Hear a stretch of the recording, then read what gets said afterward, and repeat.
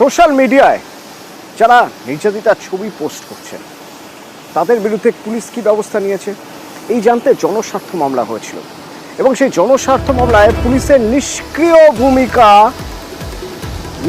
ভূমিকা এই পর্যবেক্ষণ বেরোচ্ছে এবং সেক্ষেত্রে তাহলে কি ব্যবস্থা নেওয়া যায় তাদের বিরুদ্ধে সেটা এবার খতিয়ে দেখবে সিবিআই বলছে হাইকোর্ট। আমার সঙ্গে রয়েছে অর্ণব রয়েছেন, অর্ণবের সঙ্গে একবার কথা বলবো। অর্ণব, তাহলে কি সিবিআই এর হাতে আবার একটা নতুন কেস এলো?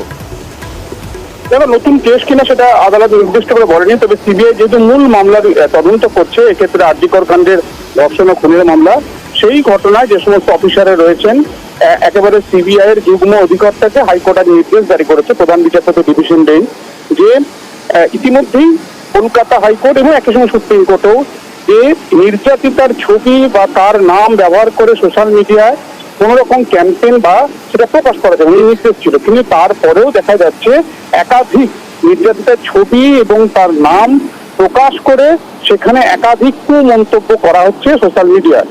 শুধু তাই নয়, একই সঙ্গে ভুয়ো অ্যাকাউন্ট ব্যবহার করে এই ধরনের কাজ করা হচ্ছে বলে অভিযোগ, এবং রাজ্যের যে সাইবার সেল রয়েছে বা পুলিশ রয়েছে সেক্ষেত্রে কোনো পদক্ষেপ করছে না, নিষ্ক্রিয় থাকছে। এই অভিযোগ মামলাকারী আইনজীবী তৃপ্তি পাণ্ডে করেন জনস্বার্থ মামলায়। তার প্রেক্ষিতে প্রধান বিচারপতি জানালেন মূল মামলার সঙ্গে সিবিআই যুগ্ম অধিকর্তা তিনি এই পুরো বিষয়টা খতিয়ে দেখে জনস্বার্থ মামলায় যে ধরনের অভিযোগ উঠে আসছে সেগুলি খতিয়ে দেখে 18 সেপ্টেম্বরের মধ্যে একটি রিপোর্ট দেবেন।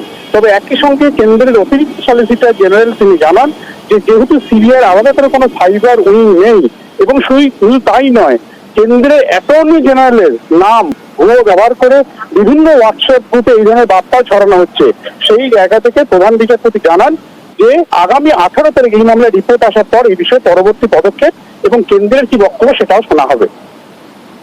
ধন্যবাদ।